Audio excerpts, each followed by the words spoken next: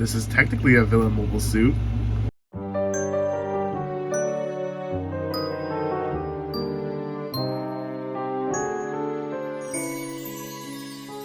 it going, guys? It is Plastic Disasta back with another review for Villains Month, and today we're going to take a look at the O Gundam Type ACD. I haven't seen double O in a while, but I do remember that this Gundam, it did belong to the Celestial Being, and then it got stolen by a Ribbons Allmark in the last few episodes of Season 2, and I don't want to get into any spoiler territory. So anyway, speaking of Ribbons Allmark, what makes this pilot so scary? Well, let's see. Well, he is a very charming guy who wants to rule the world. I guess that's pretty convincing enough. So taking a look at the box art, we see the O Gundam unleashing the beam saber, clashing with the protagonist. Take a look at this side of the box, we see that you get options of putting the GN drive in or not. And move over here, shows off the articulation, nice poses, and some screenshots of the anime, and we also got more poses. Moving on to this side, we see the front shot of the kits and a nice CG render of it. After opening the box, you got two bags of runners and a manual. Looking at the cover of the manual, we see a familiar CG render. Right down here is what the Gundam looks like in the anime. Got the nice screenshot of the anime and the pilot himself. Moving on to the middle of the manual, we have more information and a color guide, of course, more screenshots of the anime, and right here he is clashing with the exit like in the last episode of the anime season 2. Back in the parts list, well, we're using all of them, and you have one extra beam saber. So starting off with runner A is going to be a multicolored runner. We got some red, big chunk of gray, bits of yellow, and a clear part. Runner B is going to be all white. Runner C, blue parts, and finally you got a polycap runner, beam saber fed parts, and a small sticker sheet. So that's gonna be it for the unboxing, and yeah, I know, very quick build. Maybe take a little break after building a couple master grades already.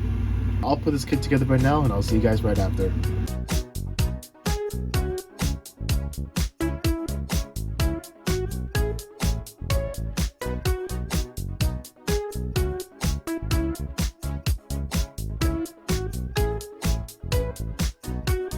Here's the kit all put together with only a few runners to work with. You're gonna get this done like one sitting. For a cheap model kit, I really like how this kit came out. It has some pretty good color separation, but if there was a complaint, I would say that there's not a lot of surface detail. I mean, you can go in there and just scrap it and make the detail yourself. Alright, so moving on with stickers. Well, you don't get a whole lot. So basically, you got the eyes, of course it goes on the eyes, and this little half circle sticker, it goes behind this clear piece, but I painted a bright yellow green instead. Moving on to seam lines, you do get one on the side of the head, and you have one on the back of the elbows, and I swear this one is kind of bothering me a bit more than the other side. And to an extent, yes, there is a tiny seam line on the front of the arms. And finally, you have a seam line, which is going to be a little tricky to remove, which would be in the back of the legs. So that's about it for the out-of-box presentation. Overall, it's quite impressive, but again, it's still lacking a few details, but I can forgive that. So moving on with accessories, spoilers, you only get a few. Starting off with hand options, well, you only get the weapon holding hands, and next up you get a beam rifle. Now, what's so interesting is that you don't have to pull off like the hand cover just to like sandwich in between. You can just easily put that in, but I find that a bit loose.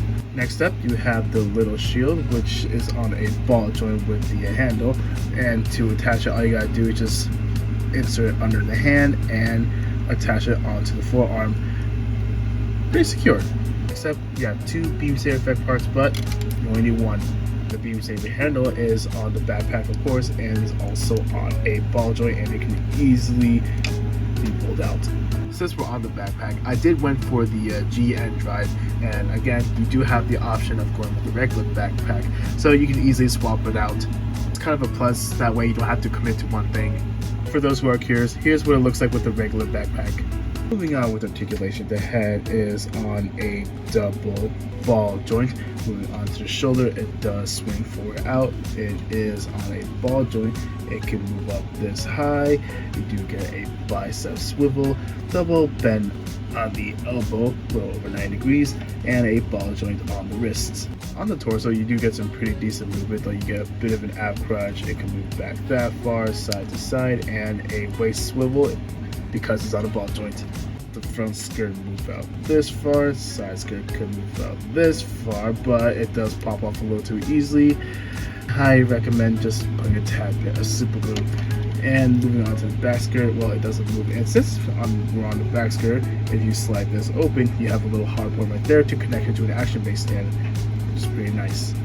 And speaking of connecting to an action base stand, if you pop out this little piece, just gotta dig in there with the fingernails, you got another hard point. So you already saw the side skirt can be easily popped out, which gives you a better look of the leg movement. It can move up this far, it can move back that far. You get a thigh swivel.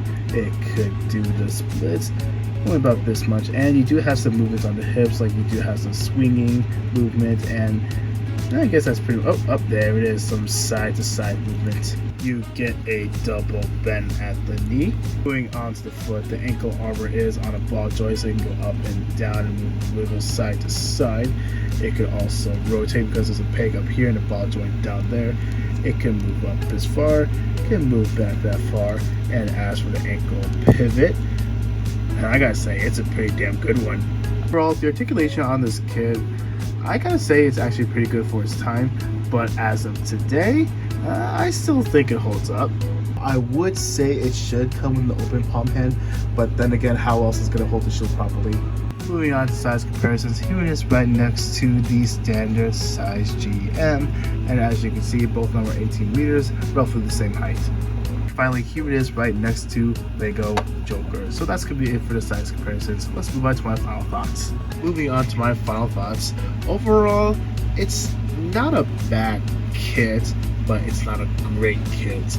I mean, the articulation on this kit is actually pretty good, but the problem is it doesn't hold the weapons properly, and it could like irritate you. If you pose the arm like how I did, it's not going anywhere. But that can easily be solved if you just put like a bit of tack, or maybe put a little bit of tape around the handle just to, like, you know, widen it. Pretty much the only complaint I have, but you know, hopefully maybe down the line Bandai does a master grade of this kit. Fingers crossed, guys, fingers crossed.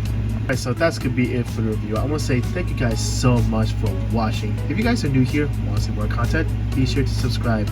Questions, concerns, comment down below. And also, happy Halloween, be safe out there. I'll see you guys in the next video.